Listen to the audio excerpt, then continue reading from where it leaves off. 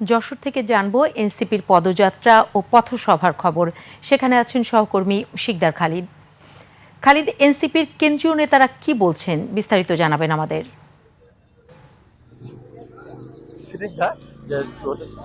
আজ যেটা প্রথম, আজ সকাল থেকে সকালে যেটা জাতীয় নাগরিক পার্টির আয়োজনে তাদের যে পদযাত্রার যে প্রথম আয়োজনটা ছিল, যে যারা শহীদ এবং শহীদ হয়েছেন তাদের পরিবার এবং যারা আহত হয়েছেন, যে তাদের সাথে একটা মত বিনিময় সভা তারা করেছেন যশোরের একটি অভিজাত হোটেলে। তো সেটা হলো শুরু হয় বেলা 11:30টায়।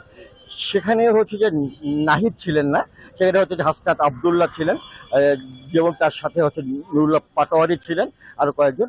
তো সেখানে মূল বক্তব্যটি রাখেন যে হাসনাত আবদুল্লাহ।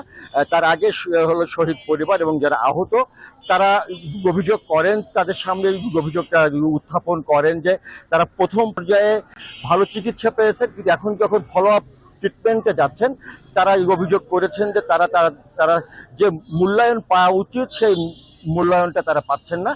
এবং তারা যে আরো অভিযোগ করতে থাকেন যে যে এই যে শহীদ পরিবার বা যারা আহত হয়েছে এবং যে যে আন্দোলনের যে মূল ভাবনা ছিল সেখান থেকে যেন সেই চেতনা থেকে সরে আসা হচ্ছে।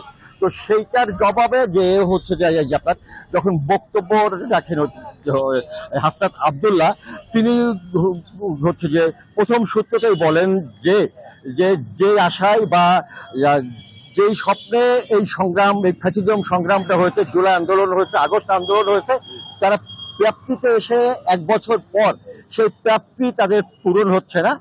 এবং 1 বছরের এই সরকার তার সফলতার পরিচয় তার দিতে পারেনি বলে হাসনাত আবদুল্লাহ তার বক্তব্যে বলেন।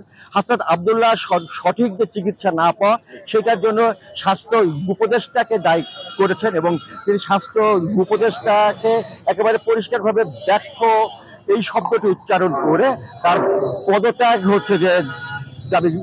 দাবি করেন। এবং হাসনাত আবদুল্লাহ অভিযোগ করেন যে এবং তিনি জানান যে ডক্টর ইউনূসকে যে দায়িত্ব দেওয়া হয়েছে সেটা নাকি শুধু নির্বাচন করা না, অনেকগুলা